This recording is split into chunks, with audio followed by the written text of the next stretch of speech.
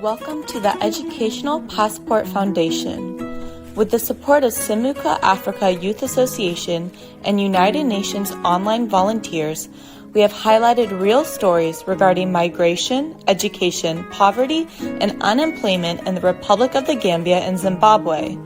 We invite you to watch and discover the current challenges and implications in these countries so that we can learn how to help solve them and support the communities. Hi everyone, we are Epf.Africa, EPF. I am Alaji. And I'm Alicia.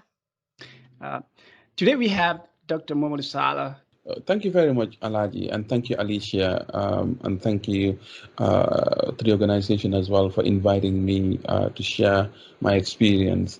Thank you, Dr. SALLAH. So I would just like to ask, because of the global education that promotes critical consciousness, then would that be the way that we achieve some kind of social justice? Because when you mentioned about certain campaign in the West where young people is wearing T-shirts and promoting, running a campaign or fundraising for something with certain photos, that depict youth, or that promotes that heavily focuses on poverty or hunger and famine over there in Africa as such. Yes, it is a part of a problem that they are facing, but that is the only section of their story. It is not a complete narrative. So foregrounding their narrative rather than us telling or making up their story is the false way of, in my opinion, as you discussed in one of the lectures that you provided that I watched on YouTube. Would that be the global education that contributes or that promotes critical consciousness? Then is it the way to actually achieve social justice? Because if we continue, yes, you can fundraise the money that you are looking for in the campaign, but that's not going to change, or that's not going to really affect the mentality that we have towards these people in the West. If I'm explaining myself enough, it's just going to continue the historical cultural oppression that has been going on for decades. Do you think global education is the way to then achieve the true meaning of social justice, or provide or protect the rights and freedom of people who are supported by the fundraising or these campaigns? I thank you, Alicia. I think that's a very significant question. Thank you. I wanted to establish maybe a few things first. The first point for me is that talk is cheap, So after all the pontification, what are we going to do to change the lives of the people? Because people are suffering from poverty, hunger, lack of basic amenities and facilities. Talk is not any good to them. We need action. So beyond that action, and as activists, somebody talks about Oxfam talk about moral outrage. As citizens of the world, we're morally outraged by the injustice, the inequality, the exploitation that exists within our societies. We're morally outraged, where 90% of the world resources are consumed by about 10% of the world population. That is not acceptable. When you look at the inequality around health, around education, around life expectancy, these things are just mind-blowingly crazy. So for me, I want to go beyond just talking. I want to go beyond just awareness. I want to provoke critical consciousness that will lead to action that changes the world. So when I talk about global, in fact, I use the term global youth work because global education is a lot focused on, some people will argue, on the first part of getting people to understand the world better, whilst I'm also interested in changing the world. So that's why the book I mentioned earlier, I titled it Provoking Consciousness and Taking Action. How do you provoke consciousness so that you change the way that people see the world, and therefore the way they interact with the world? And then what action do you take to bring about this change? And I think with a lot of activists, they're very good at identifying the problem and having rallies and talking about all of these things that actually pinpoints the problem. But what are we doing in concrete terms to bring about change? So when I use the term, I did some research that showed that there are so many, like plethora of terminologies that I use. You talk about global citizenship, global education, development education, and God knows what else people. I have deliberately used global youth work. And global youth work, particularly applied to young people is about a number of things. One is about provoking consciousness and action and taking action. It's also about using informal education. It's not within formal education structures, but outside using experiential learning. It's also about promoting social justice. You know, it's not about putting a plaster on a broken bone and saying that it's going to be okay. It's not going to be okay, and that's not good enough. So it's about it is deeply and unequivocally anchored in social justice, the quest for social justice. And then we're talking about understanding the process and the concept of globalization and how it affects people.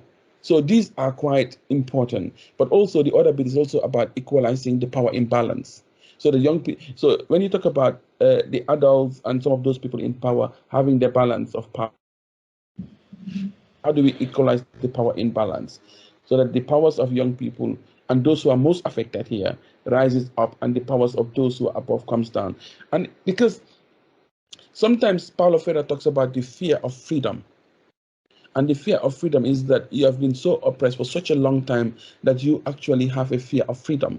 So even where slaves were free, they didn't know what to do with their freedom and they were scared of that freedom. But also the oppressors, you know, who profit from the misery and the oppression of the downtrodden also have a fear of freedom, as Paulo Freire will argue, because that means the status quo will be destroyed. You know, when we talk about change in community development, there are three approaches often that we talk about. We talk about the conservative model, which is about just, just maintaining society as it is. You know, there is the liberal model, which is about tinkering and making some changes in the structures of society to deal with these issues. But this is not actually deep enough. And then we talk about the radical model, where we overhaul and uproot the system and bring something that's much better. So in terms of global youth work, I am not necessarily telling people what action to take. I am provoking consciousness so that people begin to understand the world in a different way. And whatever action they choose to take to change the world, it's totally up to them. My job is to provoke consciousness. And as a youth worker, as a community development worker, as an informal educator, I want to look at opportunities through role play, through exposure to study visits, through dialogue, through conversation, through whatever means is most appropriate to the people I work with. I want to get them to that, now I see it in a different way. And I know how it connects with me at the personal, local, national, and global level. And that is the aim of global youth work, that you provoke consciousness and then you support people to take action that brings about transformation in society. Thank you very much, Dr. Sallah. It was very informative to know that global youth education is all about, provoking the critical consciousness, which then changes the way people perceive and conceptualize the world, and then therefore be able to take actions that would be more beneficial for everyone, included themselves, for the future actions that they're going to take. So thank you very much. That was a very interesting answer. So moving on to the next question, if I may. Over the years, economic conditions of the Gambia as well as Zimbabwe have seen an increase in inflation, deflation, and GDP to import. In addition, more people are also dependent on others for survival. Based on your understanding then, what do you think may be the reason behind this? You've already mentioned about the lack of education or the right methodologies of education, but apart from that, what would be the cause of all these aforementioned struggles that the Republic of Gambia as well as Zimbabwe are facing at the moment? I mean, just to make a declaration that I am completely conversant with the situation in the Gambia. I know a bit of the situation in Zimbabwe, but I am no expert on the situation in Zimbabwe. Just to put them out there. It's important to that. In terms of what you're saying, I think it's compounded by the coronavirus and how it's managed. So it's actually, when I go down to the Gambia and to other countries in Africa, I see a lot of hope, but I also see a lot of hopelessness. I see a lot of anger. I see a lot of frustration with the system. So I think a key fundamental part of the problem, both in the Gambia and in Zimbabwe, and in many other African countries, is the question of leadership. I think leadership is very, very, very key. When you have leaders with vision, with strategic vision, and an operational plan to move the country from one place to the other, based on a thorough mapping out and analysis of the current situations, then there is a shared vision and there is a clear path that people are traveling to. So I'm quite aware that that the leaders are not only dealing with the local situation, they are also dealing with global capital and its machination, and they have to operate within that system, which actually sometimes doesn't give you a lot of leverage and room to maneuver. I'm quite aware of that. But if you look at a number of our countries, the quality of leadership we have, people who should not even be leading, like the smallest local football team, are making life and death decisions about the affairs of the state. Statecraft requires knowledge, requires dexterity, requires a great understanding. But I feel that, if you look at the leadership that has been provided in Rwanda, it's been exemplary. But it's not across, obviously it's got its limitations. But if you look at the transformation of Rwanda within such a short period of time and the leadership of Kagame, that made a big difference. Now, I think leadership needs to be addressed significantly. And it's not necessarily getting the most intelligent person into these places. It's just getting people who can have a helicopter role and bring the diverse expertise of other people together in a team to transform society. And the way things are about elections and corruption and leadership, and that needs a lot of reworking. I'm very hopeful because the younger generation are not taking any nonsense. And I think because of the exposure of the younger generation, they're making demands. And that in time to come, the politicians, some of whom I've just alluded to, will have no place to hide. So that leadership is important. Education I've spoken about already. The whole infrastructure that has been passed on as a colonial legacy needs to be dismantled. You talk about the education system, and you ask yourself, is it functional knowledge?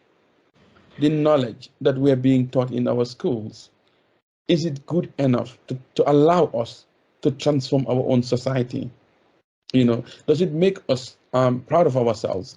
I remember when I was in primary school, we had this symbol, I don't know, Aladi, whether, I'm not sure Alicia would know, but Aladi, whether you remember the symbol, because it's like a collection of the dirtiest, stinkiest things and rotting stuff that is together in a piece of, in a string, and whenever you speak any vernacular or local language, it's put around your neck and you smell for the whole day.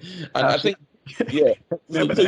you could see that, and then the way that I was taught, I hated math so much because the way, like, somebody would just come early in the morning, 10 times 10, or 10 times 20, or 100 times, and if you don't do it, stretch out your hands and they smack you. No, that's not happening now, But I want you to understand that the education system, it's quite broken in a number of countries that I've been to, in terms of resources, in terms of curriculum, in terms of, every single part of it. It needs to be kind of like root and branch reviewed and then geared towards a more functional education system that responds to the needs of our people. I'm very glad that the Minister of Higher Education right now in the Gambia, and I'm supporting them in this process, are actually establishing a University of Science, Engineering and Technology, and they're transforming GTTI into a new University of Science, Engineering and Technology, focused on actually producing a lot of engineers, scientists, technologists, at the same time, who have to do a parallel education on entrepreneurship. I the solution so that if the farmers are crying about farming implements, and we talk about digitization and we talk about technology and innovation, the Gambia has so much sunlight. Why is it that we are still kind of like not using solar powered tractors If squad bikes that can easily be converted to do all the farming stuff. I mean, I pioneered Africa's first solar power taxi service that is now running in the Gambia, and we're saying, and then working with Nissan and just testing the proof of principle. We've got so much sunlight and there's so much pollution. Why in God's name are we not actually using these 2-3 wheel vehicles that can actually have a solar panel on top of it, small charging batteries, and just simple solutions? Why is that 70% of mangoes also are going rotten? And I had to work with some people to develop simple solar dryers. Again, compressed air brick machine, all the sand is going, and it's more expensive. One bag of cement, you get about 35 bricks. You can use a compressed air brick machine that will probably give you about 120 bricks from the same bag and that will not even need sand. So that's not harmful to the environment. I was able to work with some engineers in the Gambia, young engineers, to actually design one for about £400 instead of buying it for £3,000. So I'm just saying that, but why are we not using these practical things within our curriculum in terms of building, in terms of food production, technology, in terms of health and innovation? There's so much that's going on. Everybody knows that moringa is called the miracle plant. And then, Alaji and Alicia might know this, that normally it's poor people who eat the moringa in the Gambia. So much knowledge and so much that our education system must be rooted in our. Yes, it's a global platform, and we have to be able to operate at the global level. But there's certain basic things that our education system in Zimbabwe, in Gambia, must be able to kind of like respond to. I want us to decolonize the army. Let us decolonize the army. Is modeled on the colonial need for subjugation and the maintenance of peace and order. Why are we not resetting our army, Royal Engineering Corps, Royal Agricultural Corps, and then be able to use this for development purpose? So I'm just saying that there is just so much that we can do. Obviously, the role of capital, of the Bretton Woods institutions, in kind of like in maintaining the way things are, is quite obvious for some of us. And I think the way Africa is going, and trying to get rid of the CFR and trying to have a common African currency, a common African border. I mean, what Nkrumah said in the 60s, some of those things are so relevant. Just saying that the problems are there, and there's just so much we can do just by doing very, very simple things that we're not doing. The education system, the role of the security, food production, health, inequality. There are some basic low-hanging fruits that we can easily sort out. Wow. That's just amazing, Doctor. It all gonna go back to what you said before: consciousness. Creating consciousness around our people. You mentioned like mango. We have a lot of mangoes in Gambia, but they all go rotten because of people don't have the consciousness, or maybe they don't have the knowledge on how to make good use of those things that we have around us. And the same thing, leadership. I'm going to have a follow-up question for that, because, you said it, we're having a lot of issues with our leadership all over Africa almost, we are having that. And then most traditionally, in Africa, a lot of times our politics is about tribe. I know you, we're from the same tribe, I know you from school. I know, instead of, looking at your, what you have to offer, what you have, as a politician to offer to people. We don't look at that most of the times, but as you said, right now, young people are coming up, we have been open-minded, to know these kind of things, because we are exposed, we've been to places, we've seen, we are getting the education now. So I want to ask you this, for the viewers, or the young viewers who are watching this can benefit from this, what makes a good leader? How do we choose our leaders? That's a very pregnant question, Alaji, and I can talk about it for forever. I mean, leadership, statecraft, I think it's a very difficult process, and I think obviously the attributes would include being democratic, in terms of being able to listen to others, being able to kind of like hear and condone dissenting views, and being able to have those critical conversations. I think a leader is somebody who's able to facilitate that, so that it's not necessarily somebody who is the most intelligent or the most gifted in any way, but somebody who's able to bring people around a table and be able to actually have those conversations. A leader is also, for me, somebody who's decisive. You know, buck stops with you. You have to be decisive. All of that laissez-faire, things will work. No, you have. If you don't have a vision, you don't have where you're going. There's no strategic vision. There's no operational plan. There are no monitoring mechanisms in place to actually monitor, to review, and to change those things. So, do you have the statecraft? Do you have the understanding? Do you have the knowledge? And if you don't, are you wise enough, smart enough to get people who do, and then to task them with doing that, and then be reporting to you? So being democratic, being able to kind of like being decisive, it's quite important, and there's just so many things that a good leader should have. And I think this should be basic. This should be basic, in terms of having a vision, in terms of being able to work with people, in terms of being able to build relationships, in terms of being able to get things done. I think it's very, very important. But with a lot of the leaders I've seen, being able to go beyond tribe, because sometimes there is no vision, and I think people want to build alliances of those who trust them, either by giving them money or by calling on people from their own tribe. They're not actually demonstrating the competence. But also, we're quite aware that politics is an investment in many countries as well. When you invest a lot of money, and then you start to dish out, the rewards, the positions, and so I think it's very, very important that we get people who are knowledgeable, people who are committed, people who love their people, who understand their suffering, people who are democratic, people who are determined, people who are disciplined, people who have a vision or can carve out a vision, people who are able to build dissenting voices and bring them around on a table and try to chart out a roadmap that actually we can follow with clear monitoring mechanisms, with clear supervision. One of the things I hear that Kagame does is actually signing a contract with the ministers, who will then sign contracts with all the people under them, and then they have to deliver on those things, holding people to account. I think it's these are sometimes very, very basic things that are not so basic for some people. Absolutely. We need that. Yeah. So in one of your lectures, with National Youth Council of Ireland 6 years ago, you stated global youth work is to connect with young people where they are able to stretch. They're able to stretch them. Could you please elaborate on this, for the understanding of our viewers? Yeah, the DEA said that global youth work is about connect, challenge, change.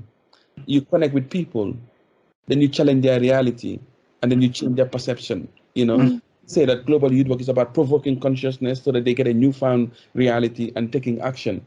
So it is very important to start where your communities are, literally and metaphorically, because if you come up with these highfalutin ideas that the people don't understand, cannot connect to, then it's a waste of space. So in global youth work, we start from where people are at. What is important to young people, or what is important to your community?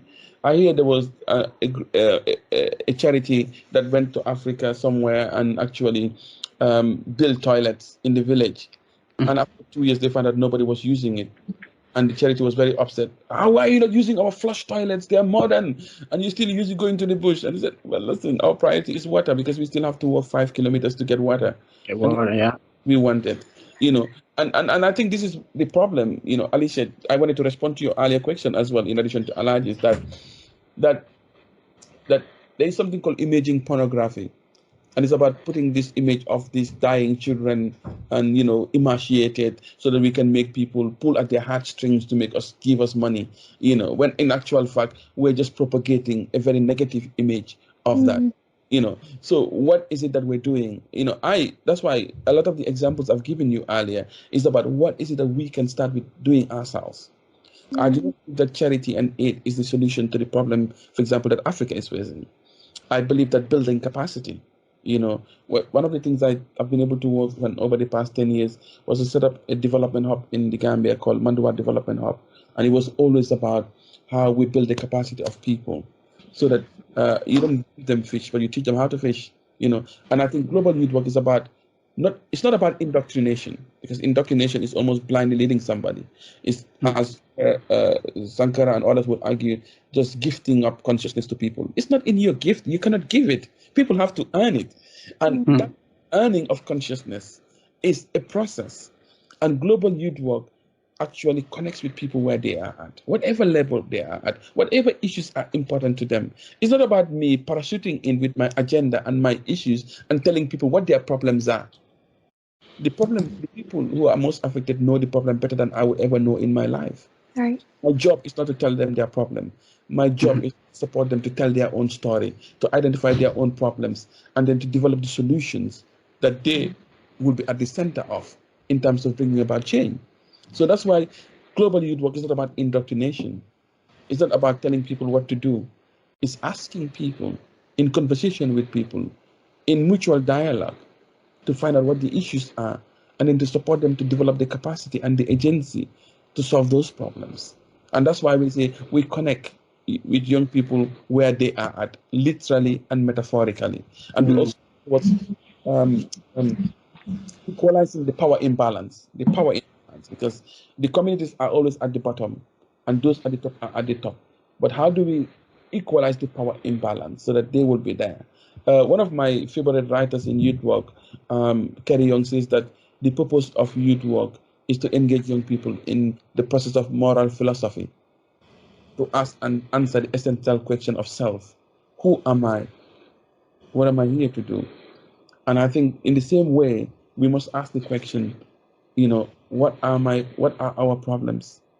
And what are we going to do about it?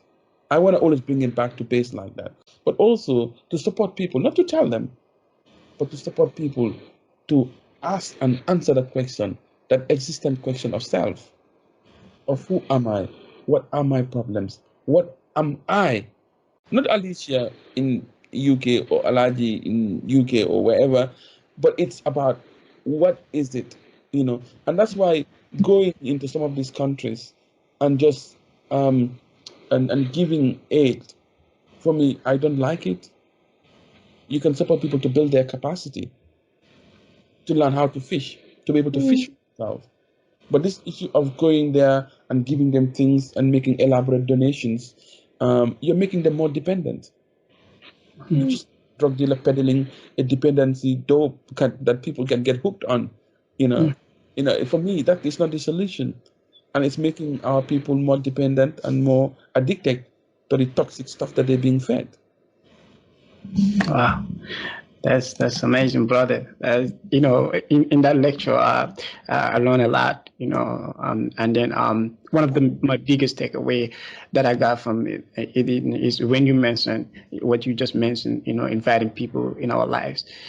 Which I found extremely important, because by connecting with people, will make us understand their mindsets and what they might be going through, instead of being judgmental or being a cynic. That way we will effect the change that we want to see for a fruitful and a dynamic society. Yeah, that's impressive, brother. Thank you. Yeah. So and then I will follow up a question with that to say, you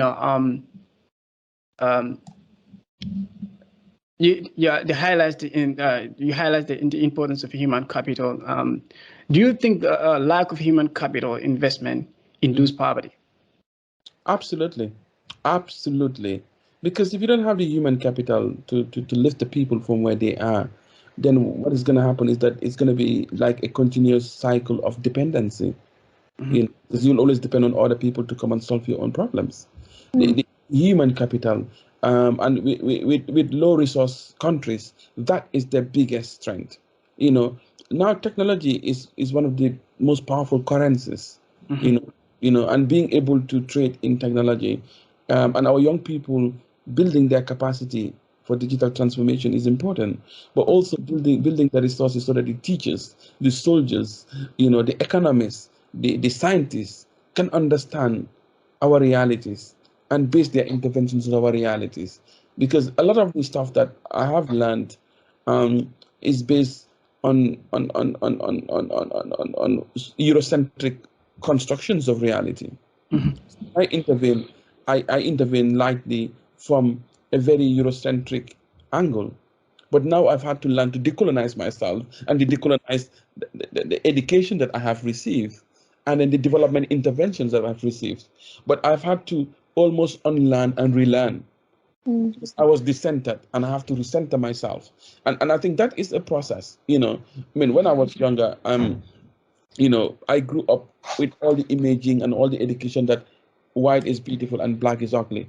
And then this is something that you unconsciously, subconsciously begin to take. And when Thompson talks about oppression happening within the cultural, the personal, the cultural, and the structural, and Tutu talks about the soft core and the hardcore violence of the state. The soft core being society, the church, and religion, and the hardcore being the army, the police, the administration, the judiciary. You can begin to see that normality and reality is constructed within these perspectives. And see yourself in reference to how you've been constructed.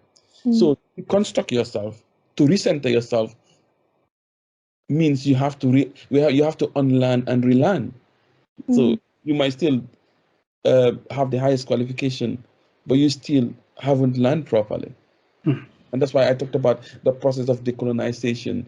Some people don't like it because it's a very dirty word that makes people uncomfortable. But I have no problems with it because that is the fact from my perspective. And I have seen it in reality because I'm not only isolated within the ivory tower, like I said to you. I see myself as a scholar activist who's also interested in activism and the daily realities and how the knowledge we produce in academia can transform the lives that we lead towards social good.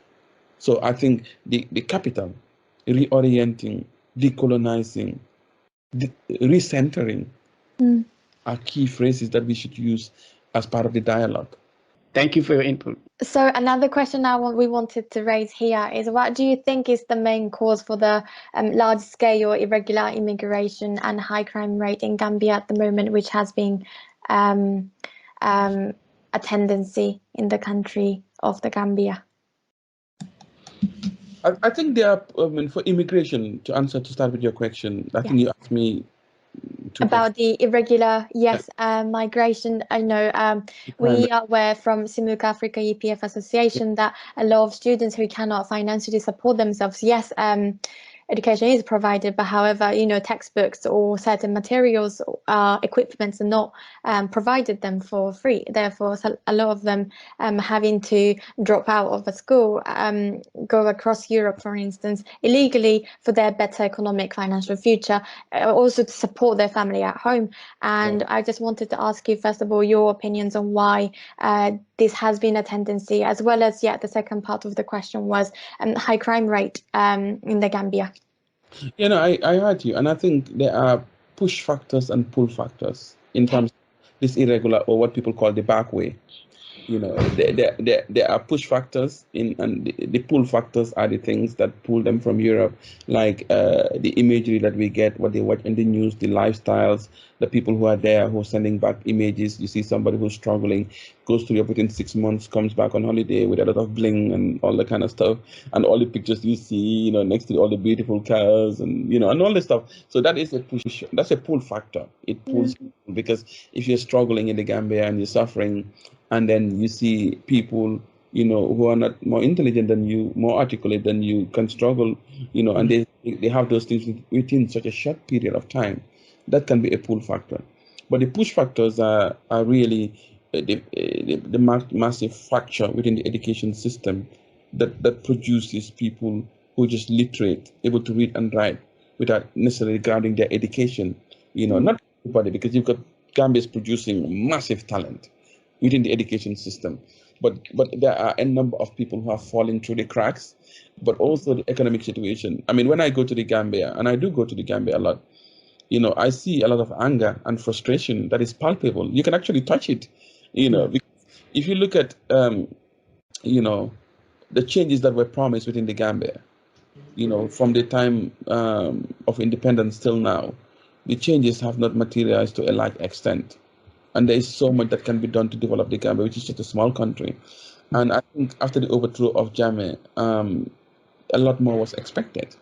And you could see that some of those things are not yet delivered. And this has got a huge impact. Gambia has a very youthful population. The rate is just mind blowing. You just don't even begin to imagine it. And then there are lots of young people who have no place to go and nothing to do, and they're living. I mean, I saw a young person who actually attempted to go through the back way via Libya, and I think got up to Libya, got put in a prison cell or detained for a long time, then going to come back. I said to him, "Why are you doing this?" He said, "Momodou, I've got about 6 siblings, and we sleep in we all sleep on this in the living room, because there's the bedroom and the living room. We all sleep in the living room. They wake up and there's nothing to eat. There's no way, there's no hope of getting anything. I've got to do something, because we cannot live in this situation for life." And remember a few years ago calling one of my friends and said, "Oh, it was nice." I said, "Why?" He said, "Oh, I'm at a funeral." I said, "Who died?" He said, "Oh, 3 young boys. They tried to go to the parkway and they all died, and they're just living in the same compound." So I'm just saying that they are heart-wrenching stories, and that people were being sold for as little as $500 in open markets in Libya as slaves. You could actually go to the market and buy a slave. So I did some work and some research around that, and there's some reports out there that actually documented that.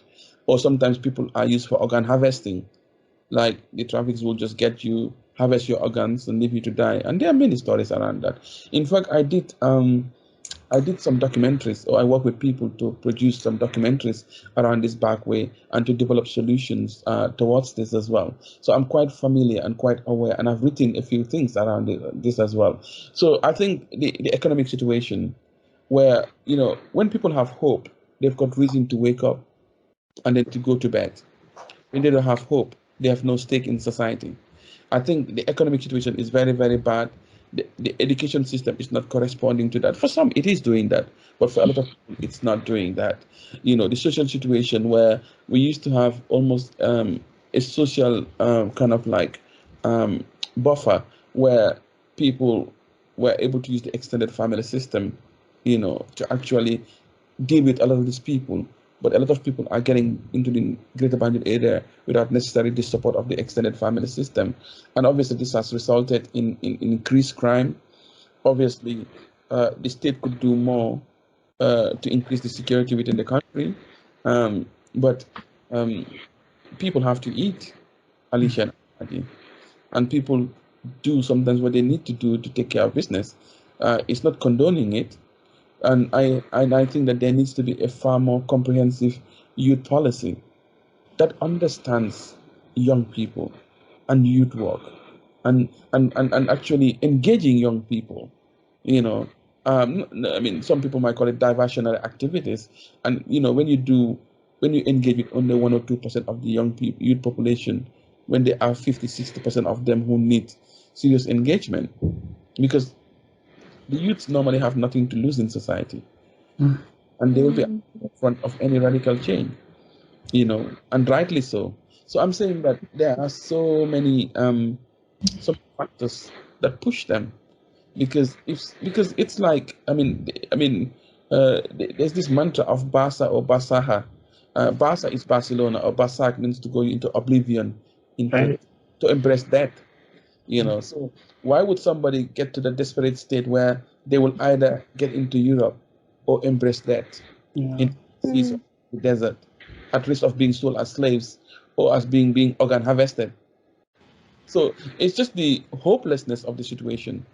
And sometimes I ask myself, what is being done, not only within the organizations, and the organizations are doing beautiful things, but within the apparatus of the state machinery, that needs to have a much, much better understanding of youth work and engagement of young people, in terms of, but also upscaling vocational education, of also entrepreneurship, of reforming root and branch the education system to be more functional, creating opportunities for these young people. That is happening to some extent, but I go to the Gambia regularly. I am underground. I talk to young people. I work with youth organizations and other community groups. And the situation is very there, in my opinion. And it is often manifested in the back way as just only one of many avenues where there is an outlet. Thank you, Dr. Salah. It was interesting and also fascinating to know. And also the way to mitigate this is really increasing understanding and also making policies and systems that really focus on young people and in their contributing to their engagement to the society is the primal way, principal way to mitigate this problem. Thank you so much for that. So to close this interview, we would like you to say if there's any message you would like to share with the audience regarding the importance of supporting Simuka Africa EPF project in this honorable cause. Thank you very much, Alicia, and Alaji as well. I just thank you for the opportunity for the interview, and thank you to Muna as well for reaching out. I can just say that we need organizations like yours, because you're not only going to do that imaging pornography, or you're not going to do all of that, kind of like plaster with aid on a broken bone. You actually engage in provoking consciousness and supporting action that is sustainable, that can be owned by the people to transform their own lives. You do not feel the pain more than the people who are witnessing it. Mm-hmm. So you cannot want the solution better than they do. Yeah. And I think it's about how do you work in an emancipatory, participatory way that promotes liberation, that actually equalizes the power imbalance. That is about putting the people at the center of the changes that we seek to make. People are not bystanders. They're active participants in their lives. Mm-hmm. And if you're suffering and I'm coming to help you, whilst you fold your hands and sit and watch me, what kind of help is that? I think there needs to be a sustainability element to that. And I think what your organization is doing, starting, and I've seen some of the work you've done, and I see some of the projections you've got, I think it's very commendable, and we should all put our hands to support organizations like yours that can make a big difference on the ground. Yeah. Thank you so much, Dr. Sallah, for coming to talk to us. This has been a great conversation, an amazing one for that matter. As youth of Africa, as youth of Gambia, we are hopeful in the future. We are hopeful that, some of you people, our elders who, are extremely, doing great for our community. And then the future, like I said, the future is bright for us. We will be able to follow your footsteps. We will be able to know that being an African, being a Gambian, will not deter me from achieving the highest level in the world, and the future is bright, like I said. Thank you so much, for, coming through. And then we thank the audience for watching this, and please, we encourage you, to donate and follow Simuka Africa EPF in this journey on social, other social media platforms, and then please don't forget to donate. Don't forget to donate. You can visit our website if you want to donate. You can visit our website. The button is there that you're going to click to donate, or you can donate through our